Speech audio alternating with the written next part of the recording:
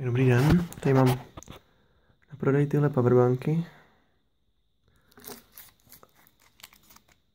Každá má, uvádí určitě jakoby jinačí kapacitu, ale všechny mají vesměs kolem 5000 mAh odhaduju.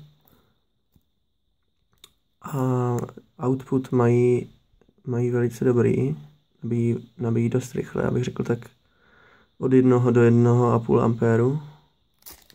To mají tady i baterku, měl by. V některých nefunguje, ale to je jenom taková nepodstatná věc. No tak tady funguje. Tahle by potom měla být větší kapacitu. Tahle má podle mě tak něco málo pod 10 000. Tady výrobce uvádí 100 000, tak to je hloupost, ale tahle má teda každopádně dva outputy. A vždycky teda samotný stav z baterie se zobrazí, takže vždycky stisknutím tlačítka.